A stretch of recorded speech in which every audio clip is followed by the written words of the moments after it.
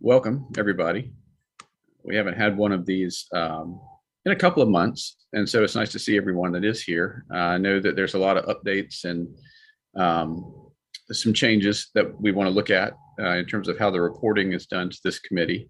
But before we do that, let me read our virtual meeting statement.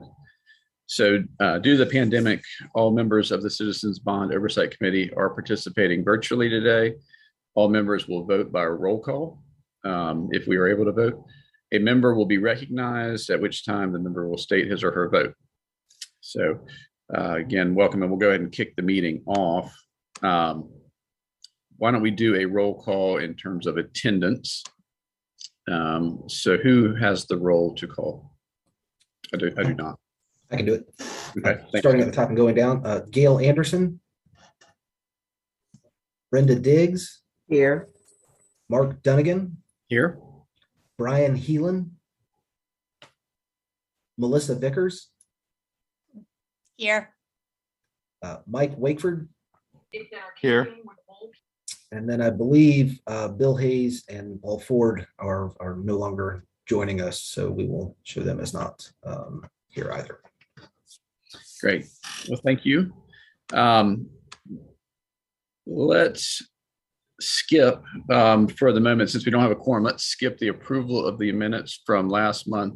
Just out of curiosity, does anyone of the four of us that are here have any comments or questions about the minutes from last time? Okay. Well, let's skip past the approval of that, and we will move right into the project update report. And Scott, you've got that under your section, but it does look a little different than it did at the last meeting. It does look a little different, and we will talk about that in terms of the stoplight report has been updated with some status pieces. There seem to be a lot of questions about why something was red or yellow, and so we've taken a little stab at trying to update that in a different way. We'll get your feedback on that. Let me try and share my screen, and hopefully it will be the right one. Fingers crossed. You are seeing the full slide PowerPoint. Yes. And let's make sure that it'll actually go up and down. Did it, we changing to slide 2? Yes, okay, thank you. So we are going to go through our normal kind of bond project report update today. Also on the agenda, Jeff Fansler is here from DOT to talk specifically bond project updates in DOT. So I think we've done that over the course of these, had the different departments, had Robert Prestwood from engineering come in and talk about the engineering projects. So we'll talk about the DOT projects. And then here at the end, we'll do a Serp grant update. All of that funding has been spent and all the reporting has come back. So we will provide you that information. Also can provide additional details after the meeting in terms of outcomes of those, but we'll go through at a high level where we were with the Serp grants. So Mark did allude to the fact that the project report has changed a little bit. So the stoplight proportion was moved.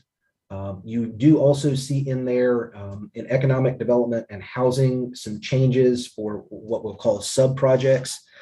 In the community development area for a while, there was one project that was $10 million. It was shown that way in the bond package. Council has subsequently broken that out.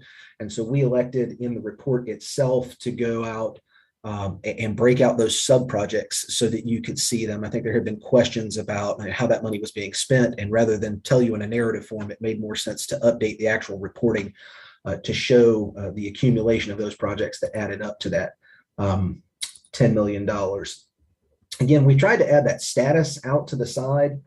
Questions that have come up about where is the project, and so rather than just red, yellow, green, trying to provide some level of very short narrative update on where those projects either are or where they may be, while also trying to note, keeping the stoplight format, in the anticipated completion date, anything that is red is behind schedule. So still trying to keep some visual cue there for the ones that are not complete. Obviously, all of the completed projects have been moved to the end of the report to make it a little easier to distill those and see them as having been completed.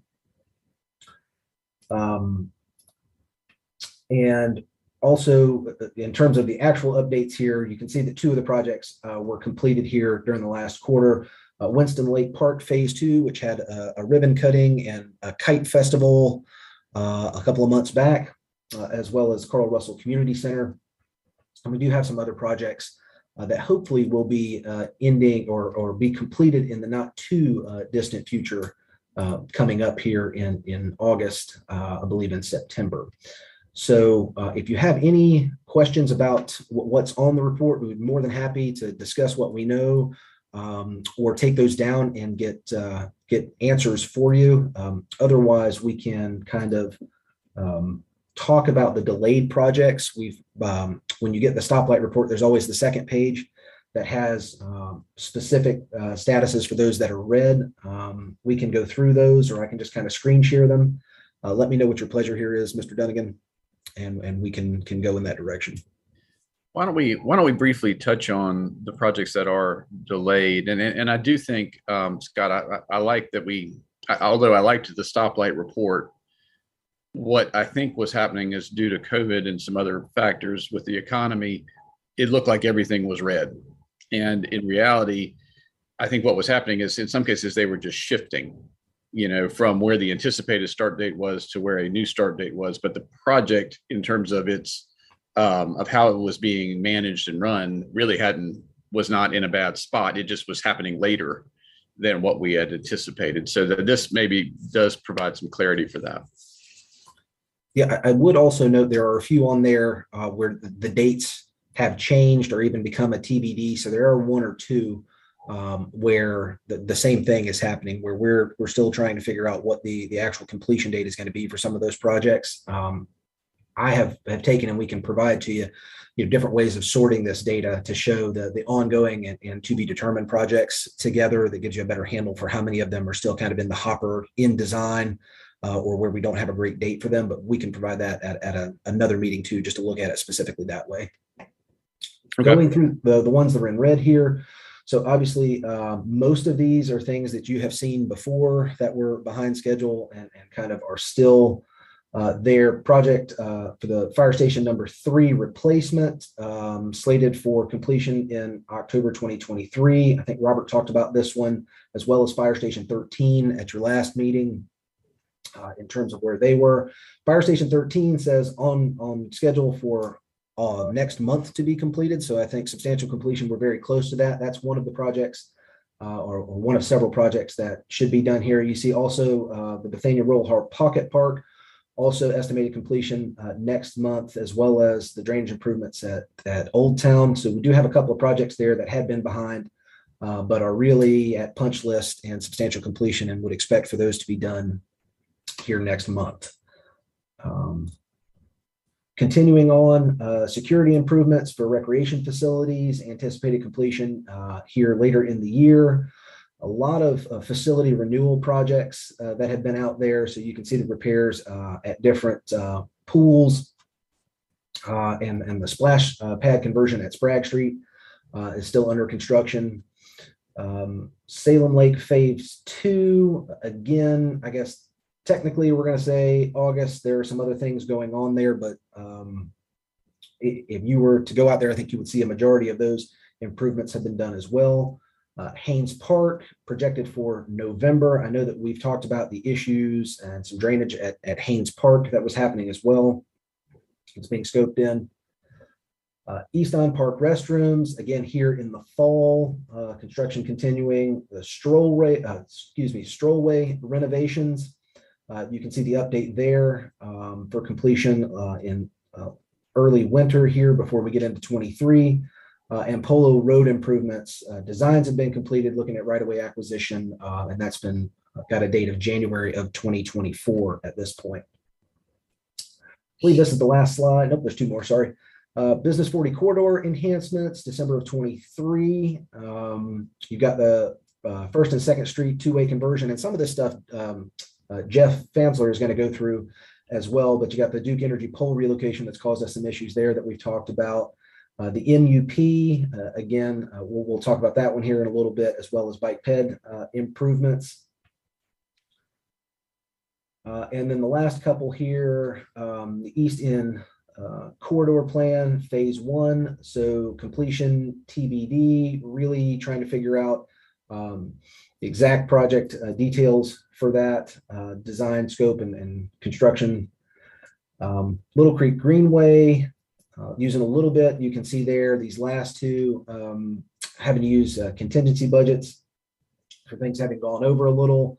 But that one in December of 2023, and the Salem Creek Greenway pedestrian path improvement construction, still anticipated completion date in December of 2023. So those are the ones that are behind. If you have specific questions about those projects, like I said, I'm more than happy to either let Jeff answer the ones that are DOT or reach back out to the appropriate departments to make sure that we resolve any inquiry you have on those. Anything specific with those from the group? Any questions from anyone? The two that are using the budget contingency, it appears that they are going to bid now. Is the way that I read that. Plans so the being drawings are finalized? finalized. Yeah. So is that just we have an estimate from the designer, and it's coming in at more than what the anticipated budget was. So we're having to dip a little bit into the contingency to make that gap up. I believe that is the case. Let me make sure that we're not also going to have to dip into a project reserve for capital to get on those, but I'll look at those two specifically and get that information back to you.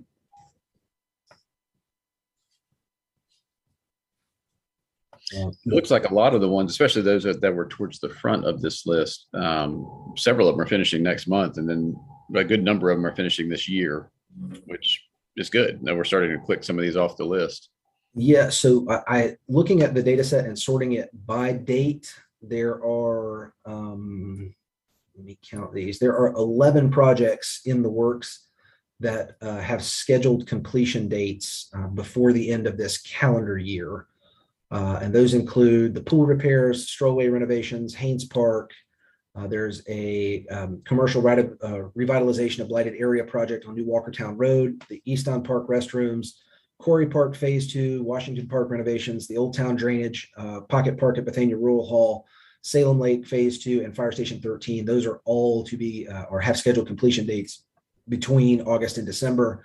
And then there are currently 1, 2, 3 more in the first quarter of 23, Concrete Street base rehab, one in community development, and part of Jeff may speak to some of the conversion projects.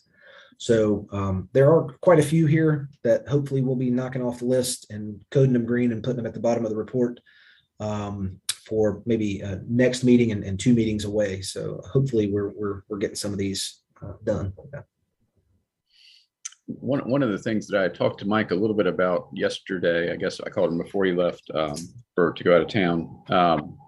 For the next meeting, I'd like to see if the group would like to do a field trip.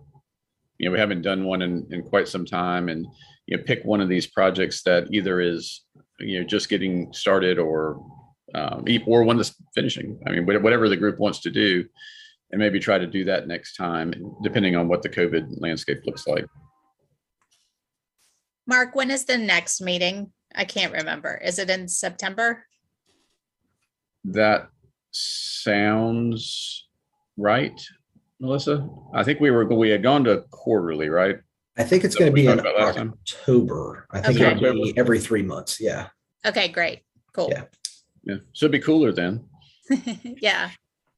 And we can definitely look at and talk with the project managers, can select potentially more than one project if you'd like. I think when some of these bus tours have been done, they at least try and catch a couple maybe on the same side of town so that you can see 3 or 4 given that opportunity.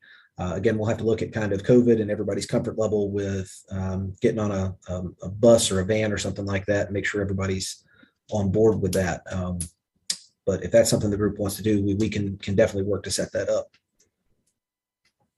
Yeah, I think we should plan on that, Scott. We can figure out closer to the time what makes the most sense. If anybody has any specific projects that they really, really want to see, let us know. Otherwise, we'll try to kind of grab one that's completed, one that's in construction, and maybe one that's still on the first part of construction, maybe getting the foundation in or something like that. So you can see a couple of different stages in the process. So, okay. For those members that are not present, you might want to send out that question. Yes, ma'am. Advising them that we will be doing that, but also asking them if there are specific projects that they would like to see. Absolutely. We will do that. Okay, I think that ends my part of this for now, and we're going to let Jeff Fansler from DOT share his screen. So, Jeff, I hope you've got your screen share rights. Do you have those privileges? I believe I do. Can you hear me okay, Scott? Yes, sir. All right, let me try to share my screen. Hopefully we'll have no hiccups here, but that, in my experience, is wishful thinking. But I will share my screen now. Hopefully this doesn't fight me too much here. I would assume this group has seen Mr. Fansler before. If not, Jeff, go ahead and introduce yourself. I will certainly do that. Before I do so, can I have a confirmation that I'm sharing my screen? Very good. Well, good morning, everyone. Thank you, Mr. Tesh, Mr. Chairman, down again. My name is Jeff Fansler. I'm the Deputy Director of the Department of Transportation, and I will stumble through a few slides to try to provide some updates on where DOT is with a number of projects you've already heard about, just to provide some oversight, some insight on what we're doing, where projects are, and then, of course, I'm happy to try to answer any questions. I'm involved with almost all of these, but if there is one element that I may not be familiar with, certainly we will take that down and get that information to you should you have those questions. So without further ado, I will go ahead and jump into the presentation here. We've got several of the high profile projects that we'll update on this morning. Okay, so first project that we want to talk about was the Business 40 Corridor Enhancements Project. Scott mentioned that briefly just a moment ago. Just kind of remind everyone what the scope of the project is. So there's a couple things at play here. One is the fact that, the city had such an elaborate involvement with the Business 40 project with NCDOT during the formal design build project. And you can see that we partner with Creative Corridors and to the tune of about $9 million in betterments. However, that wasn't good enough for this committee or the city. And so the bond referendum did include about 3.8 million. You see the budget there of additional betterments. Those additional betterments included additional landscaping, lighting for the new bridges over the parkway, included a significant dollar amount for public art and facilitating that public art through design and foundational requirements. So let's talk a little bit more about that. And I'll go through what I'll do is I'll kind of give the overview, and then I've got some pictures that I think tell the story. The current status of this project is, so you'll see that we're issuing the art contract with the selected artists. So let me pause there and say this was sent out as a national RFP for artists to present a proposal for this public art kind of opportunity. And that requires a lot of NCDOT coordination you see there, because all of this project is housed within NCDOT controlled access and their public right of way. So there's an element here of coordination, NCDOT review that is really out of our hands. So this project is not just a city bond project. This is a DOT coordination project in its entirety. And there's a lot involved with that, because everything this project has to offer does have to be reviewed and approved by NCDOT. So next step, we are in the final design. Final design includes the street lighting design, all the electrical requirements, bridge loading, anchor bolt systems for the new poles, and all the landscaping plans, et cetera, et cetera. And then we do expect to let this project later this year. And then we're trying to coordinate planting seasons. So that's one of the issues that we're having, is to make sure that we understand when plants are viable, when we can coordinate our plantings. In addition, NCDOT has a landscaping project along this corridor that we're going to supplement too. So when I say coordinate with NCDOT, that's an understatement, because everything involves their review. So here's a rendering of the streetlights that'll be on the bridge. This is something that we are pursuing. Like I said, this is in final design stages. We have the streetlights approved. We're using the same streetlights that are identified in the downtown master plan that City Council approved. So there's good coordination with overlapping plans that we referenced with this project. And then one thing I didn't mention earlier was this project also includes the other side of the Peters Creek Bridge, that transparent noise wall. This is the one that's there today. You've all have likely seen it. But the project does include the other side. It was something that was NCDOT did not want to include with their project. So the city decided we would provide the funds to do the other side of the bridge. So that's also included. And if you've seen in the news and the city council agenda, you've seen this rendering. This is the public art proposal that, and I'll take a minute to highlight what Kelly Bennett is doing and his good work with kind of educating me and navigating this process of getting the Public Art Commission involved to facilitate this. But this is the public art proposal. It's a dandelion, kind of the awarded artist is known as the elephant in the room, and they are proposing a 40-foot dandelion there at the Peters Creek interchange. And there's a lot here. I don't think that the purpose of this meeting is to kind of get into how we got here, but I'm happy to answer questions should you have any. The other location on the corridor was a Church Street Bridge. So there'll be 2 clusters of about 12-foot tall dandelions that are going to be mounted to the bridge on the Church Street Bridge, as shown here in this rendering. So next, and I don't mean to gloss over that, this is one of our higher budget, higher profile projects. So we'll come back and answer any questions that you do have. But given that there's a significant amount of information here, let me stumble through these, and we'll circle back if you have any questions, if you don't mind. Next project I wanted to kind of highlight is the Polo Road Pedestrian Improvement Project. So this project really provides the funds for safety improvements, really regarding pedestrian and traffic flow on Polo Road. And really the focus is the pedestrian nature of this project. Okay, that's the focus here. So what does that mean? This project really includes a significant amount of sidewalk improvements. It involves some refuge crossing, some crossing improvements at 3 locations across Polo Road. And it also includes signal modifications at Polo and Renolda and the intersection of Long Drive and Polo Road.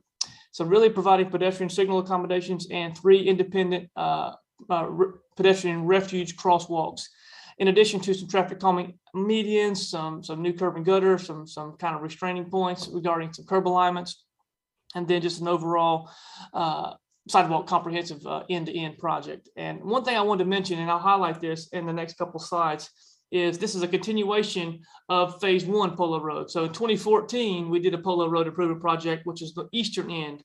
And I'll explain that more in just a quick moment. But like I said, this project is in the final design stages. We're actually in the right-of-way acquisition. We've turned this over to our real estate department. There's about 19 or 20 parcels, I think, if I remember correctly, we have to acquire easements and right-of-way to build this project. So there's an element of acquisition and utility coordination trying to get this project, construction ready. And that's where this project is today. You can see the schedule there. I think, Scott, you may have had January 24, but we're knocking on the door there. We had December 23, so we're right there. December, January next year. That's the plan to finish this project up. Here's the project limits, basically from University Parkway over to Wake Drive. One thing I want to do here is bring this imagery up, because I mentioned this project is a continuation of phase 1. Phase 1 started, here's Polo Road east to west. Phase 1 started at Indiana and provided improvements all the way to University. You can see the new sidewalk, you can see the bicycle lanes that project did, right? Our project continues that, okay, and starts basically here at University Parkway, this ramp interchange here, and provides the pedestrian accommodations, bicycle lanes, sidewalk, and where it has missing gaps, all the way to Wake Drive, which includes the intersection of Renolda Road, and then all the way here to Wake Drive.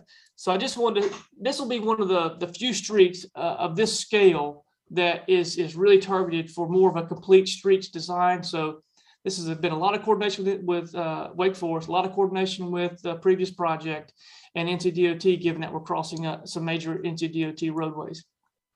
So again, this will be more of a comprehensive, pretty long east-west connector that will have full traffic calming, elements, separated bicycle facility and sidewalk. So that'd be something that is really beneficial for our city. So let me close that, and I'll move on to the next one. And again, I'll just breeze through these. This highlights where we're proposing sidewalk. There's some sections of sidewalk that exist, and so you'll see some sporadicness because we're filling in some of those gaps and reworking some existing sidewalks where it doesn't exist. Again, just showing where the sidewalk is going along the corridor, all the way over on the eastern end of here, where it ties back into the bridge over University Parkway. All right, here's where we'll spend just a little bit of time regarding our First and Second Street two-way conversion project. There's no secret, I think it's self-explanatory. First and Second Street two-way conversion, the project will convert First and Second Street to two-way. But every time I talk about this project, it seems like there's someone that maybe doesn't fully understand what that means, and I'll explain that in just a moment. The budget is $2.8 million. It's under construction. There are some caveats to that and some issues that we're having with project delays that Scott mentioned briefly, and I'll touch on those real quick. One thing I wanted to do was, since the two-way conversion project is really broken down into two sub-projects. We have First and Second Street as a standalone project, and we have Liberty Main as a standalone project. So yes, there are two projects that we have identified in our bond referendum. However, they were part of the 2015 master street study that identified the need to convert downtown streets to two-way. So there's this two-way conversion project that's broken into what we identify as two sub-projects, one being First and Second, the other being Liberty Main. So let me do this. I'll just highlight Liberty Main. Then I've got a couple of slides that kind of show the breakdown of where each project is.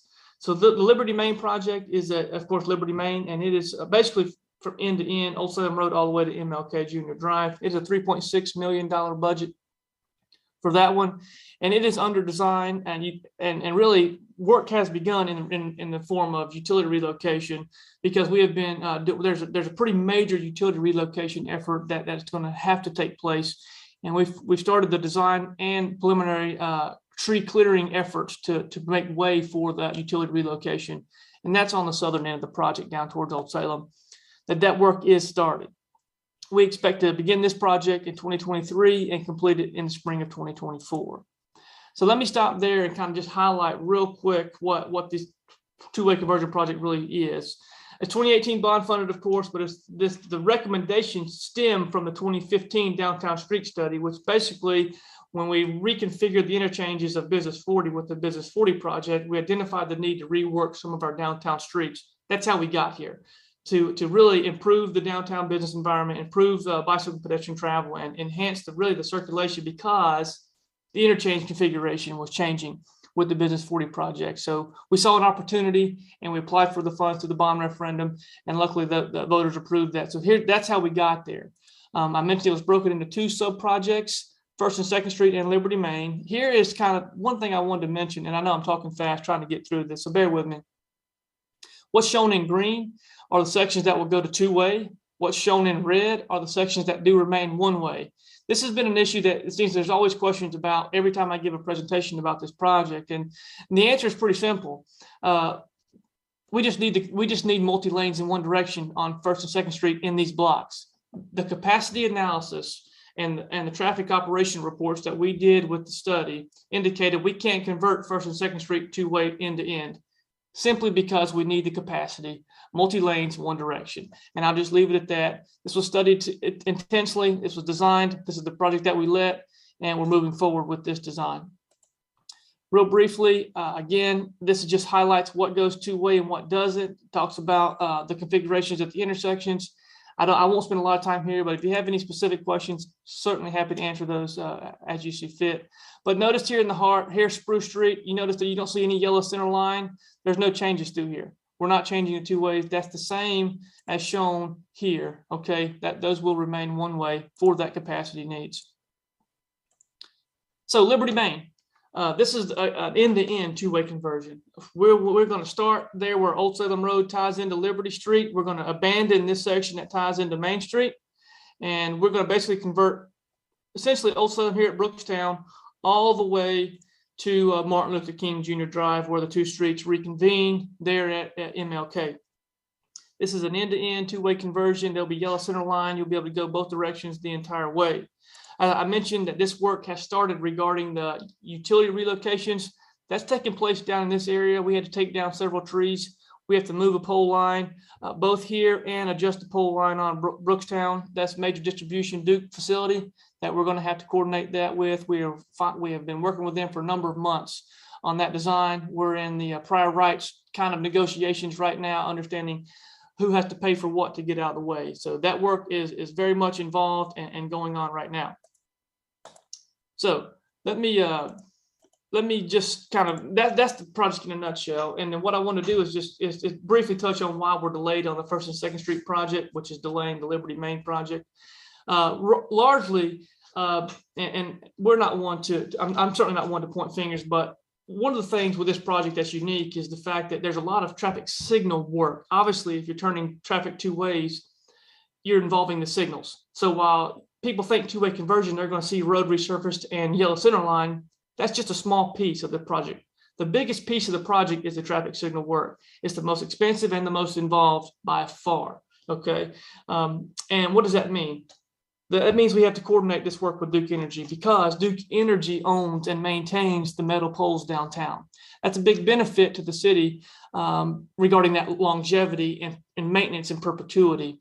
But what has happened with COVID, with some staffing issues, with some pole vendor and their resource issues, it has seen significant delays in our ability to get traffic signal poles designed and fabricated and delivered on site. Significant. What used to take 6 to 8 weeks has taken 36 to 40 weeks and even more. So there's just a significant effort in design. And in a couple instances, it's a combination of trying to make the environment fit the needs that Duke can provide, given their challenges with pole vendors and certain things. So I'll just say that outside of going and knocking on Duke's door every 2 days, we've exhausted every avenue we can to keep Duke moving and try to push the need and inform them of our angst to get this project completed. So I think we've exhausted that avenue. I will say they have picked up the pace. We are actually expecting to finish the first intersection in August, and that will allow the signal work to begin.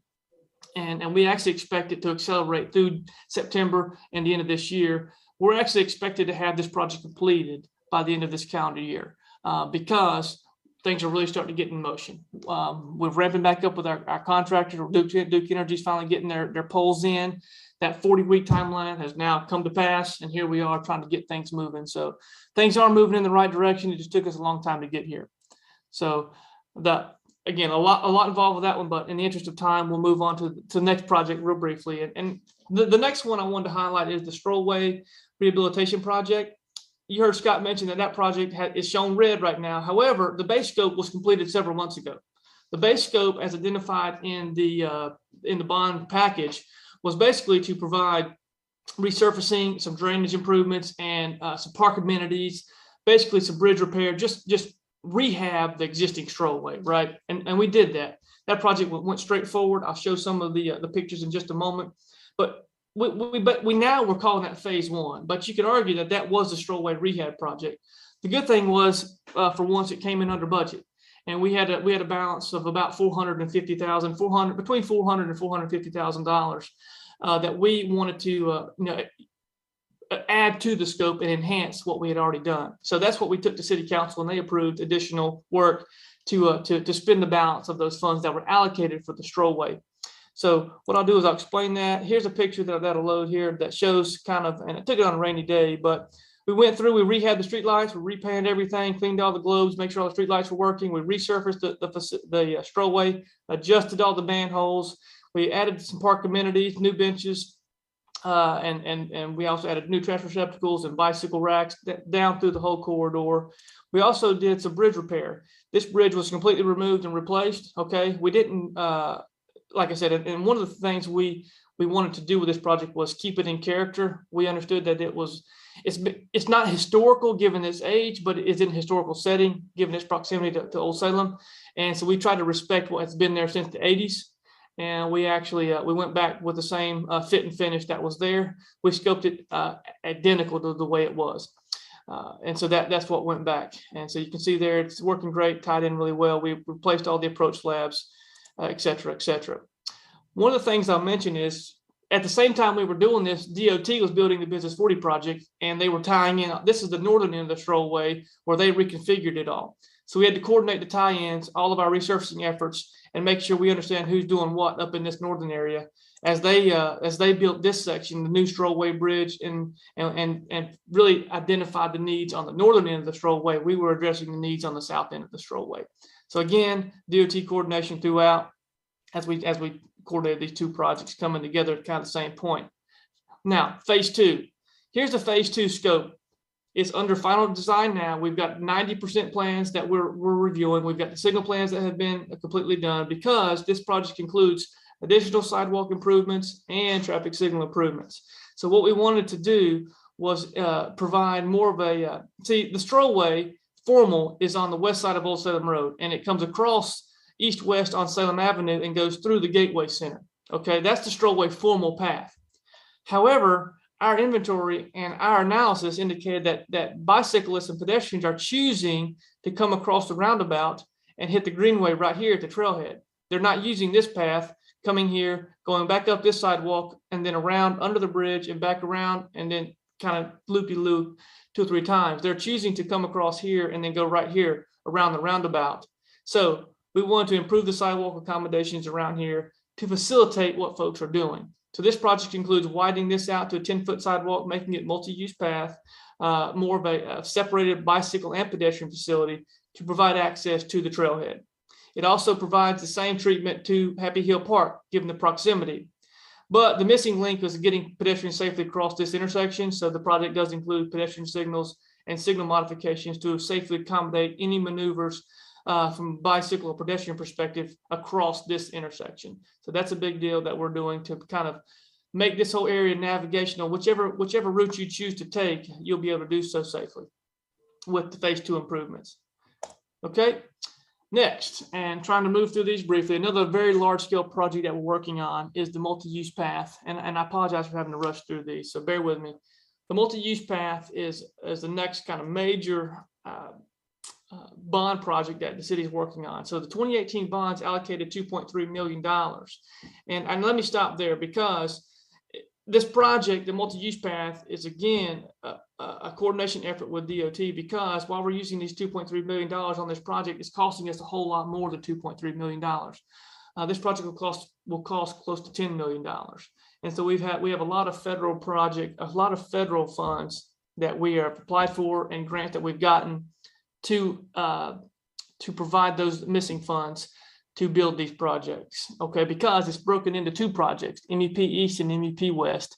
MEP East is basically designed and ready to go out to bid. We are actually packaging up the construction documents now, and it'll go out to bid within the next 60 days.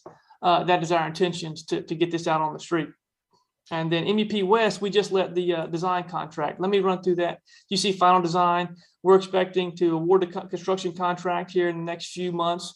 And then we expect project completion in 2023. We do expect a little bit of a longer construction time because of the bridge, and that I'll speak about just momentarily, that is included with the eastern section. MEP West is, like I mentioned, is just issued the design notice to proceed. So that work is underway. We've given that to a consultant to help us with the design efforts, and they're out there doing the survey work now, collecting the survey data and some geotechnical information needed to get that project moving. And we expect that project completed in December of 2024. Brief overview of the project, basically Laughlin Avenue to the west, all the way to the Strollway to the east, basically Liberty Street, okay? That was the multi-use path, okay? That would connect the Strollway all the way to Laughlin Avenue. I mentioned that bridge. Here's a rendering I think does a pretty cool job that shows the bridge over the Cherry Street on-ramp that will connect the multi-use path as it runs along the corridor of Business 40 Salem Parkway to the Strollway as the eastern terminus limit of that project. And I'll show you another rendering. Here's during the Business 40 construction project. You can see a lot of the work was coordinated with them. The path will run right along the corridor here. You see the little mini arches as you see today. You can see what's there, what's been constructed. So the path will run right along the ballpark side of the corridor and run down the hill towards Brookstown Avenue. This is the Cherry Street on-ramp I mentioned, okay? Coming down the hill here, the multi-use path will be on this side. It's already some, obviously extensive amount of work has already been done, coordinated with the DOT Business 40 project. But here's where the bridge will launch, right in this area. We'll launch out and then curve around the bridge, elevated. Minimum clearance, I think, was 17.5 feet, and then tie into this elevated embankment here where the Strollway crosses over Business 40. So large bridge structure through there. Again, this is all designed, and we're wrapping up the front end documents, bid documents, to put this out on the street. Here's an example of what the bridge will look like. It is a prefab structure. It is a curved structure, so it'll be it's actually 4 different bridge sections to make the curve that will be built. Here's an example. This is at the Flight 93 Memorial in Pennsylvania. So if you've ever been there, you're familiar with this bridge. This is one that we wanted to show because it is something similar to have a concrete bridge deck. And this is also, if you're familiar with the Long Branch Trail, we have this similar treatment here already with some of the railings and some of this fit and finish that we wanted to keep that character in the city. So that's what we, here's just another image that shows what an example of what it will look like similarly.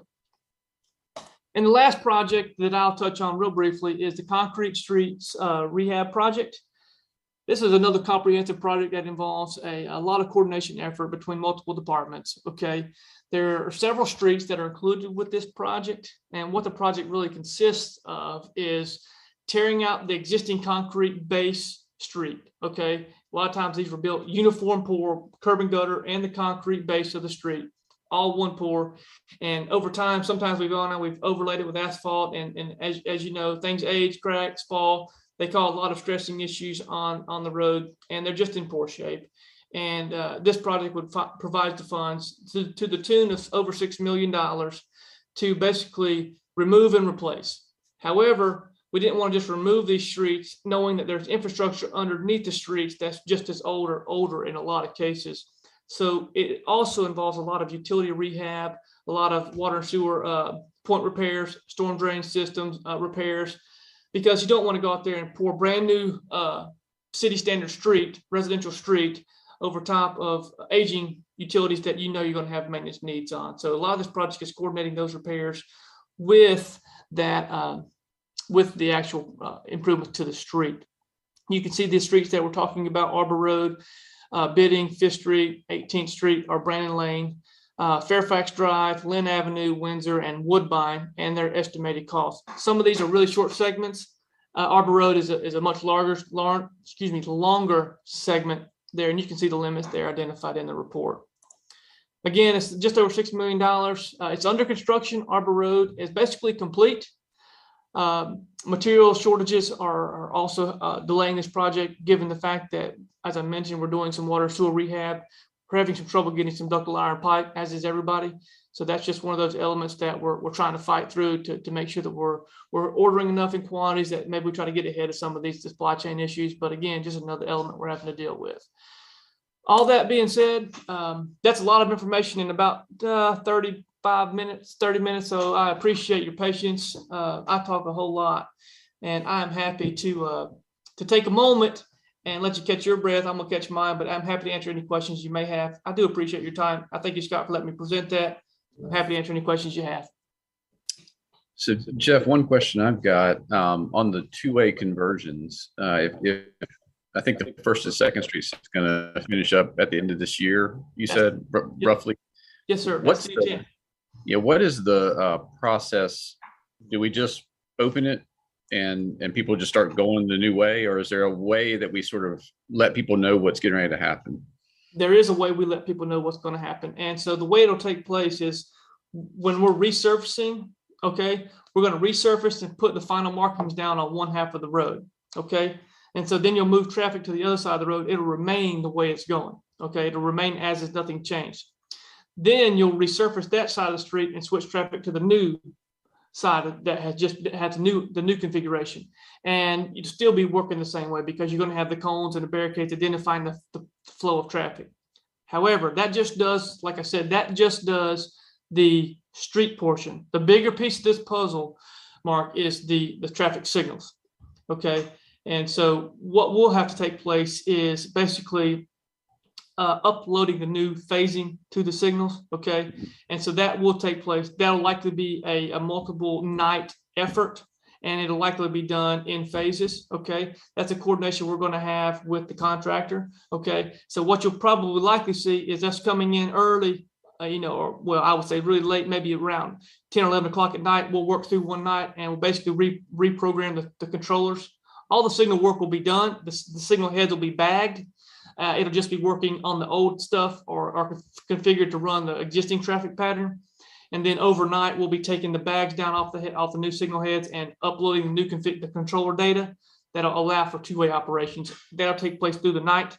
And that way, the morning rush hour traffic, staff will be on site to make sure that we understand, because there'll be some confusion, but we'll be staffing that, like with PD as well, to facilitate any of those initial kind of hiccups that may come through. But it'll be an overnight transition, and then the street will already be paved, and then the morning rush hour will open it up. And the similar thing happened when we did the Business 40 project. It was done overnight. The morning rush hour facilitated the new movements. Okay. Mark, I have a question, and Jeff, this may not be something that you can respond to, but it's an observation with all of the money that's been spent on Salem Parkway particularly. I've noticed a number of times when you pass the ballpark there and you're heading west on Salem Parkway, I cannot understand how people can get up on those walls and put graffiti and all kinds of things. Who mans that? Who takes care of that? And I mean, what can the city do? Is it a state thing? Is it a city thing? And I just can't believe, because there's always traffic there. Right. But somehow, some way, they managed to get up there and deface a piece of that. And so that's I guess that's an observation that we all share.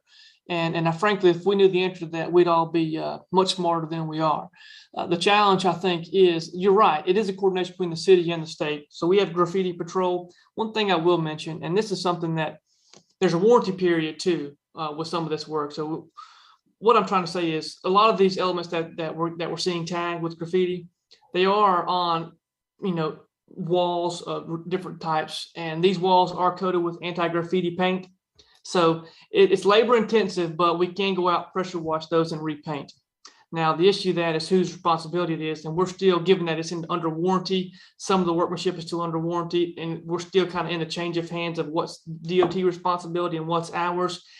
We haven't made the decision to go out there and start some of those maintenance efforts, because who's supposed to do what at this time. But yes, we do have graffiti patrol. We coordinate that with PD and our street department, and try to understand how we can make facilitate those maintenance needs. But long story short is that's an ongoing challenge that we are actively involved with trying to mitigate that. Unfortunately, we seem to be, we can't keep up. Well, I'll tell you, Jeff, I just came back from Atlanta, and they've got graffiti. It's an art form down there, and it is everywhere. I mean, it's on the back of signs that I don't even know how they get to them. I mean, physically get to them.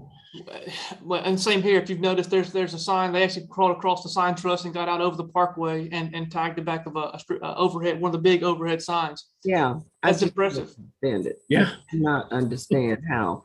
And they don't care that people are seeing them, because somebody has to see them. Has anybody ever been caught and prosecuted?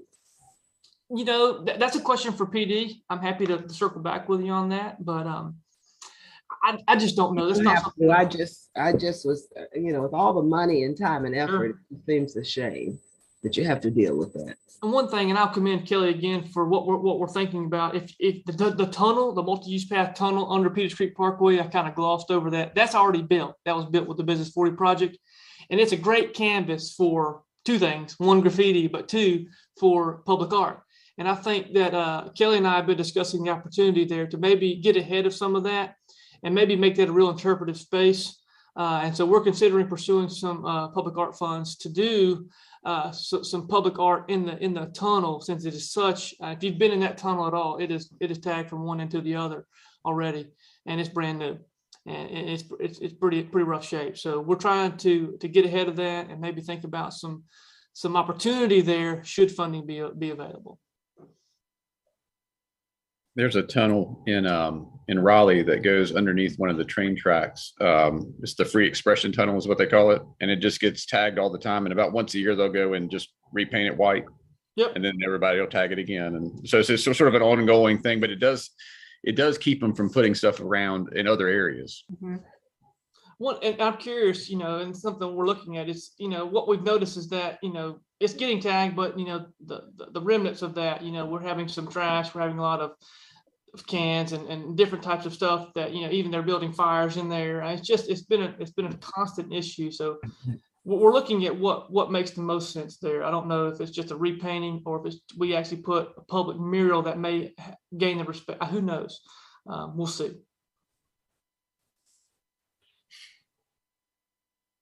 Okay, so where are we with that piece of artwork that's going on Salem Parkway? Because I know there's a lot of, I'm literally going to address the elephant in the room. Had to say it.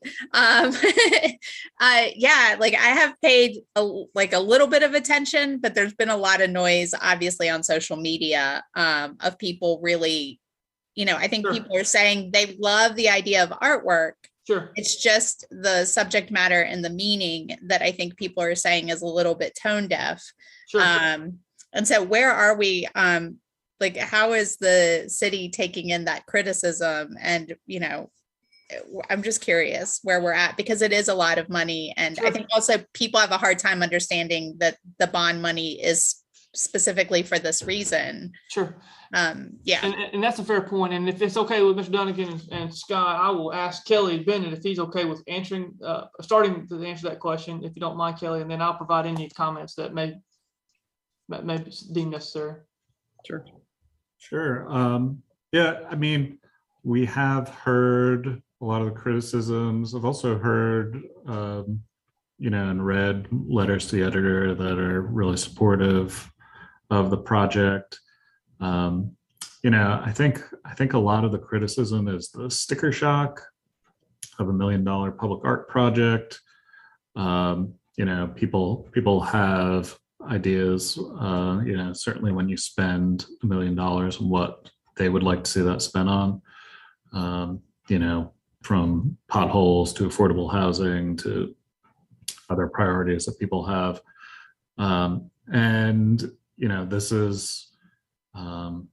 This is a project, that was paid for out of the bond funds. The Public Art Commission could have gone a number of ways. There was enough money to put small pieces of art on all the bridges, but it was something that, when you look at the designs of the highway, and that's when this public art was put into the budget.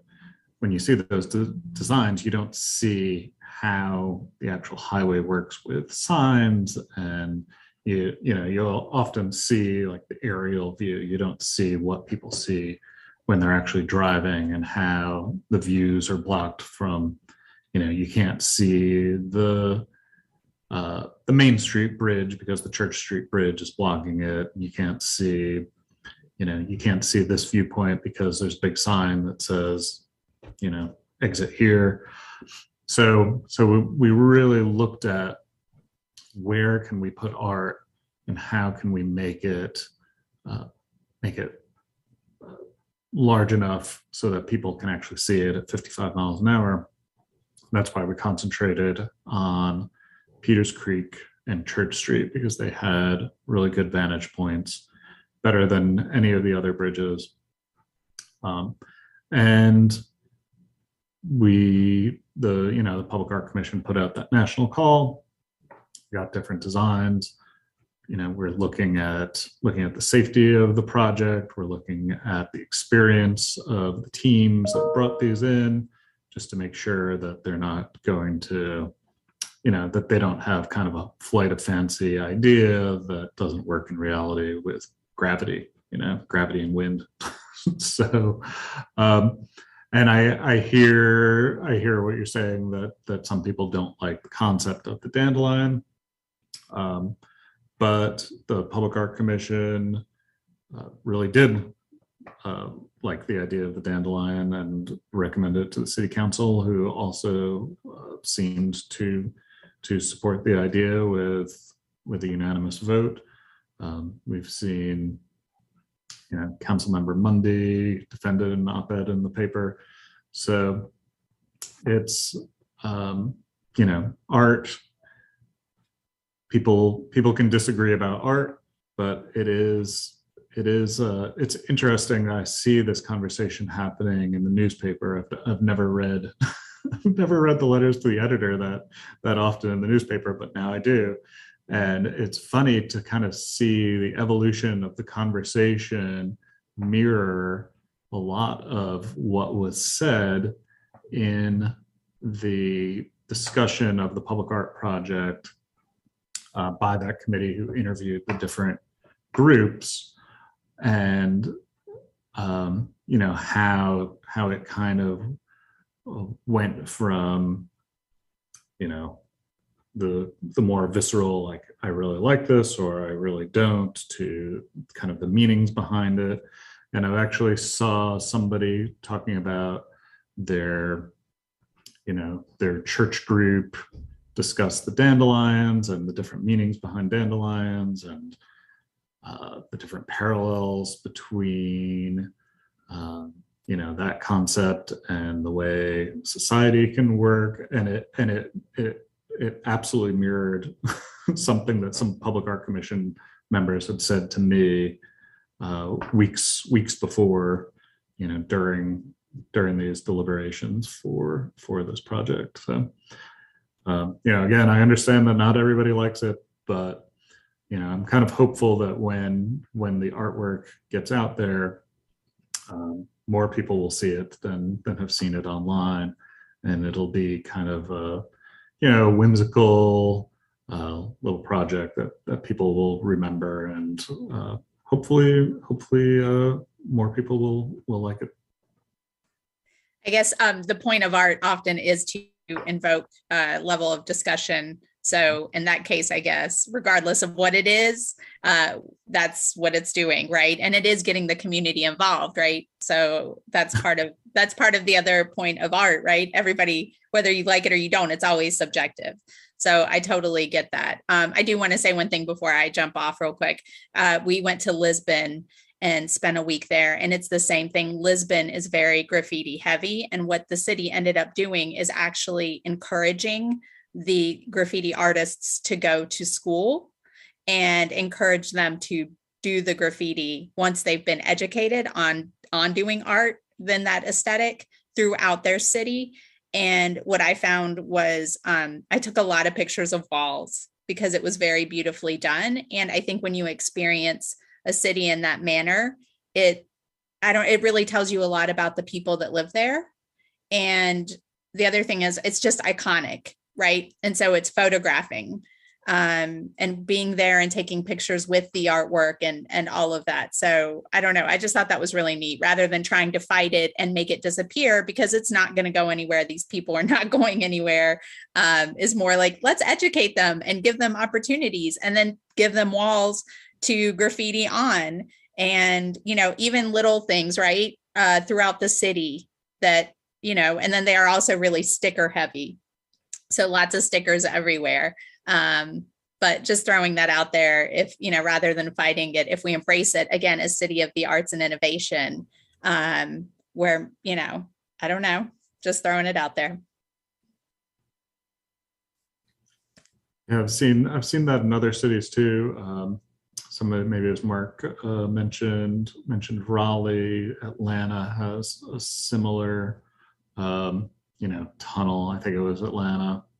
Yeah, it's tunnel under railroad tracks. I think it's kind of owned by Norfolk Southern or CSX, and it's kind of known as the place where you can go and do graffiti, do spray paint things, and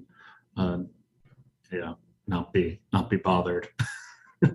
It's kind of looked upon as a place where you're allowed to do that, and I guess they'll whitewash it every once in a while, start it over. Yep. Okay, Melissa, thank you. You got to run, but thanks for joining us. We'll tack on for about 30 seconds to both what Jeff and Kelly have said about this.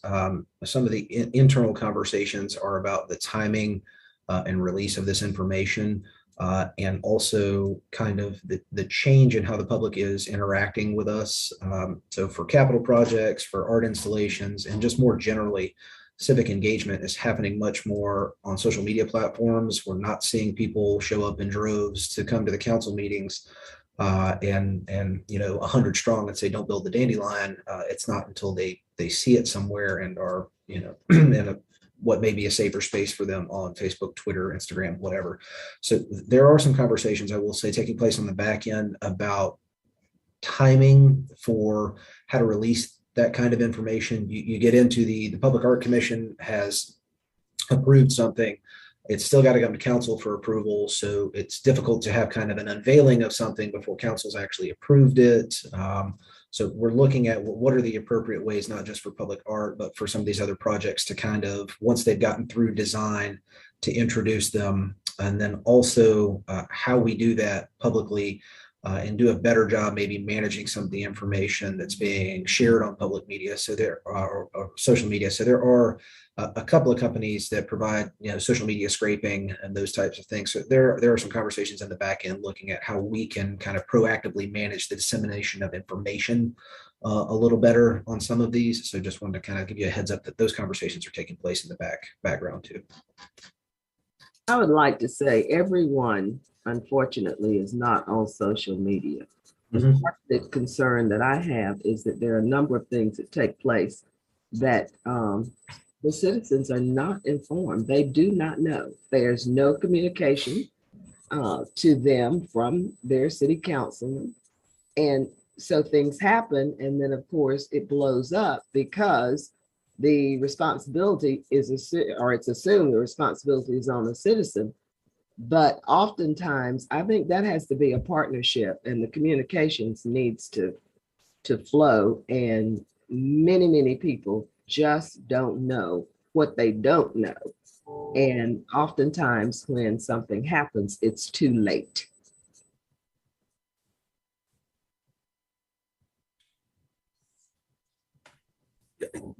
Brenda, yeah, I think I agree with that wholeheartedly. It's about trying to manage the message, and for a lot of times for us to understand what part of the message we need to send out and how we need to get it out. There is so much the city does.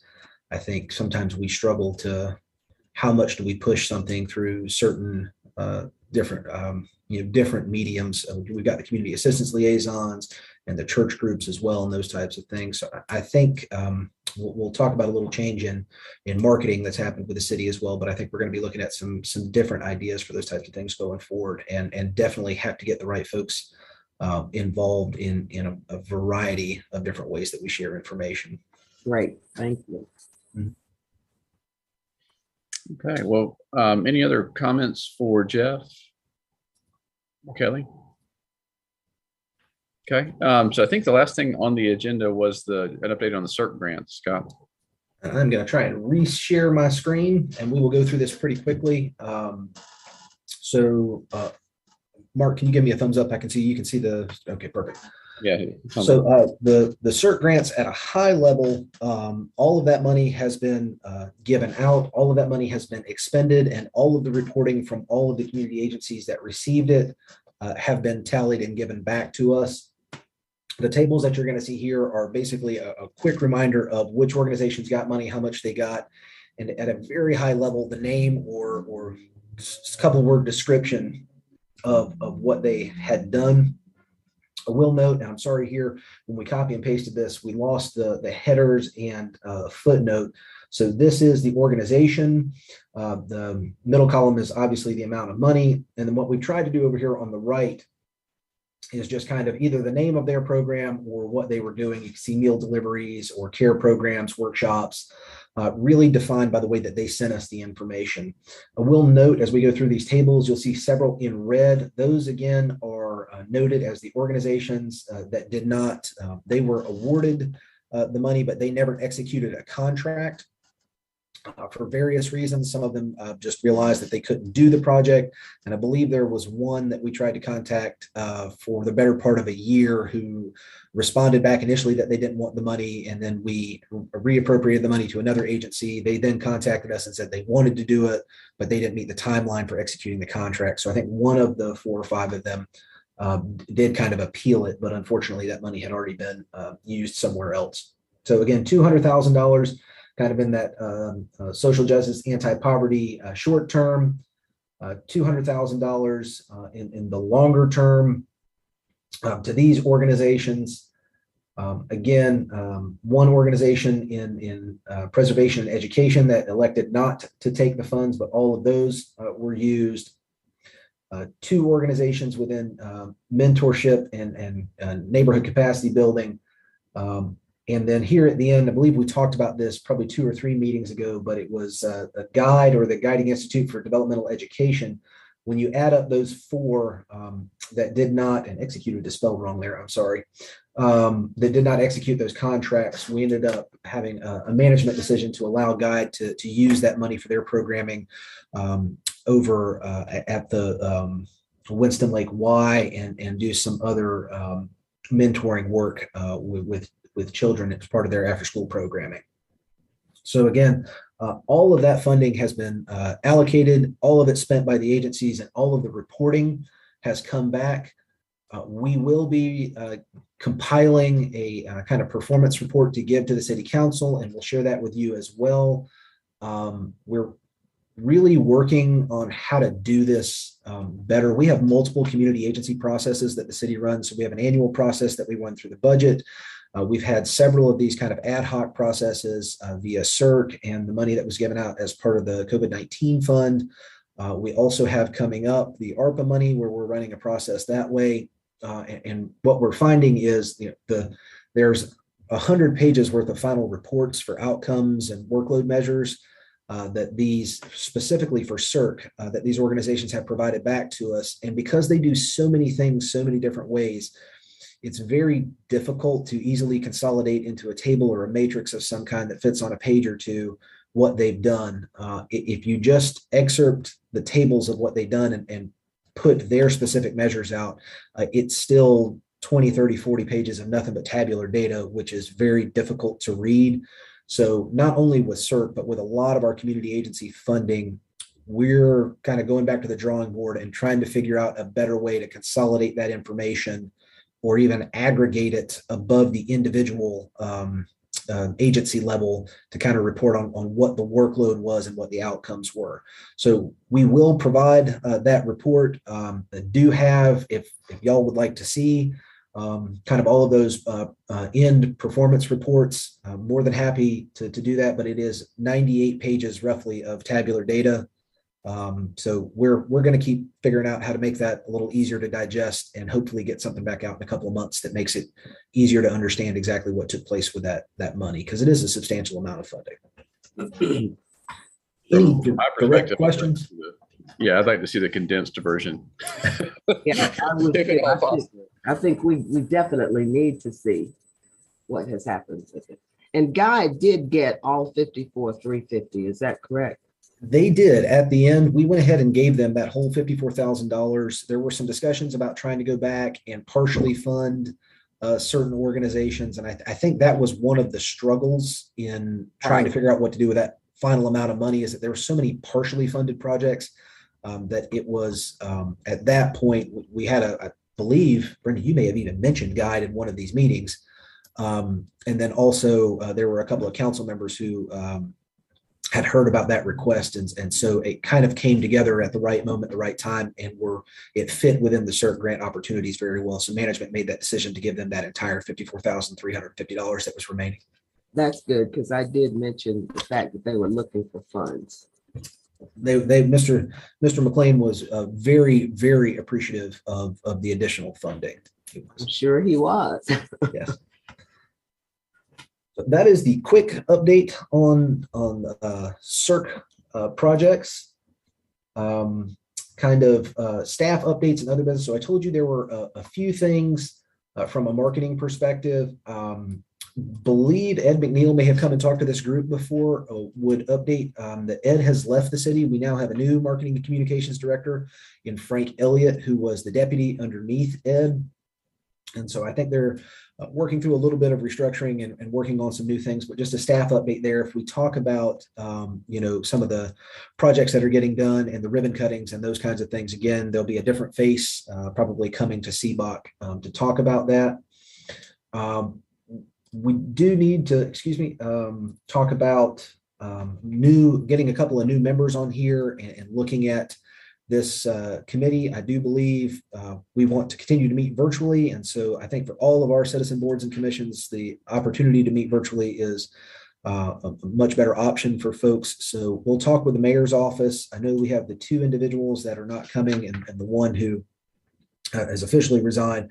So potentially 3 people that we may need to onboard here. There are, looking at the list of projects, there are still quite a few projects on that list, even though it's been almost 4 years since the bonds have initially passed, and there is a lot that's been completed and scheduled for completion here in the next 6 or 9 months. There's still quite a few projects out there. So this may be, if this group wants to continue, may have an opportunity to continue meeting for a good amount of time. I would also say, Mr. Chairman, if there's something, and if you've talked with Mike already, what you would like to see for next month, next quarter in terms of updates. I think we've done some, different departments coming through. If y'all have talked about that, or if the committee has any specific areas from the report that you'd like to dive into a little further, whether they be kind of the economic development or community development project areas. I think we've touched on, like I said, the engineering and DOT ones here in the last couple of meetings pretty heavily. So is there any specific area you'd like to see for the next one? I know we're talking about a field trip potentially, but we could also potentially work in some kind of update, or maybe work those field trips around a specific area too, knowing that we can send that out to the members that are not present for communication as well. That's a good question. I think it would be good to work the field trip around maybe a specific area, and we may want to wait until, like the end of September to pick those, just because we can then see truly where they are in process. Mike, do you or Brenda have any particular areas that you'd like to focus on for the field trip? I have to look back at the information. I can't think of any right now off the top of my head. Yeah, likewise. I mean, I have a particular interest in the sort of the southern end of the Liberty Street two-way conversion, but from the perspective of my organizational ties, but that needn't be relevant. So I'm happy to go back and look, but also happy to defer to the city to curate the most interesting tour possible. I know the one I can recall, the fire station off of, is it Liberty? That's number 3, I think. Yeah. And that one is under construction, if I remember correctly. Okay, so it's not at a point that we could do anything. We could go there. We could go if we want to, as long as it's safe, to take everybody. That was a pretty key project for that area. Mm-hmm. And that's one, Brenda, if I remember correctly, they are building a new building next to the existing, and then They will ultimately sort of flip over to the new one. So you do get to, you could view it from the existing fire station probably. Because that really wasn't, I mean, it had so much meaning for the firemen as well as the community. Mm-hmm. And I feel like I'm not doing my job. I'm like the closest one to that fire station. I haven't driven by there recently. Well, I haven't driven by because I never go. I never have a reason to drive up Liberty Street. Yeah, unless you're going to the airport, right? What we may be able to do is visit a couple that are completed and kind of do the walkthrough, and then maybe pass by some that are in those other phases of construction. Just stop for a second and look at them. That one has number 3 has a scheduled completion date of October 2023. So here in the fall, a year early, I can't imagine that they're going to be in any level of substantial completion that would allow you to, kind of walk on site or anything like that. So I think we can maybe Scott, if you and I and Mike can convene maybe sometime around the end of September, we can see what are the best ones to visit at that point in time, and then if we can. Maybe we'll send a note out to the committee around that time as well to see if there are specific interest points. And I don't know. I did talk to Mike yesterday a little bit about the new members, and they just haven't made much headway on that yet. And so hopefully by September we may have or October we may have an update on that. But we just weren't sure prior to this. And I know, Mike, you know this, but aside from having diversity, we need to make sure that these folks sign up to serve. I'm very big on, don't put your name on the list if you're not going to show up. Given Yep. that, you know, I was very disappointed with one of those individuals in particular because of their name that they have across the community, yet they don't show up, and they didn't show up on another board that I was on. So sometimes notoriety doesn't mean that you get the best candidates. Good point. I will say to that end, and Mark, you probably talked with Mike about this, that this is not necessarily a struggle for this specific board or commission, that it's across the city. I know. I think that Zoom has helped us a little bit in that folks don't actually have to show up to City Hall or City Hall South anymore. But we have budget helps as a staff liaison to multiple. So we've got CBOC, CBAC, CAC, several of those related to different parts of the budget process. And it's been a struggle on several of them to get full with members who, Brenda, like you said, will actually show up to meetings. So we'll work with the mayor's office on some of those applications and see if we can get some new folks online. But it's been a struggle in a lot of areas to find that level of civic engagement. And I understand, I do agree with that, no, from serving on other boards, but we have to, that person sits out there, and we just have to find them. And Zoom helps, because had I not been able to call in by Zoom, there's no way I would have been able to drive down to City Hall today. So the options are really good, and that may help us to identify the right candidates. Also, we'll put out the shameless plug of, if you know someone who you think would be good for this group or any other group, don't be shy to send their contact information to us, and we can forward it along to the mayor's office, or send them the links directly to the application process for boards and commissions. So we're always looking to engage the current groups we have about anyone they know that may be interested in also serving. And Just our remind everyone, council this is the members, best committee of all the committees. This is the best one. So it without should question. clamoring to get on it. it really is. I mean, and people are engaged, and that's what we need more of. And maybe our city council folk can help. Charge them with coming up with a name. No. Because that's how I got on. The city council person reached out. Mm-hmm. So, that may be something. I think we have come to the end. The question was asked, when is the next meeting? October 26th. So like you said, Mark, we'll shoot for the end of September to really kind of talk about field trip areas about a month in advance of that, try and get it solidified. Any other comments, questions, issues you have, we're more than happy to take those questions down or do some additional research. If there was anything that Jeff presented or that I presented that you have any other questions about, just wanted to make sure that we provided an opportunity for those questions. I think y'all did a wonderful job putting everything together. That was a lot of work, I know, to put those presentations together. So thank you for doing that. Very good. I like your little questions, comments. Wow, that's pretty neat. I will say that's not reinventing the wheel. We stole that from somebody else, but it's good to always remember to put that at the end, because we want to make sure that we address everything that's needed. Every good idea is worth sharing. That's right. I think that's, unless anyone has any other comments, I think we can probably wrap today's call up. Anything else, Brenda, Mike? No, I'm good. No, thanks for all the great updates. Yeah. Okay.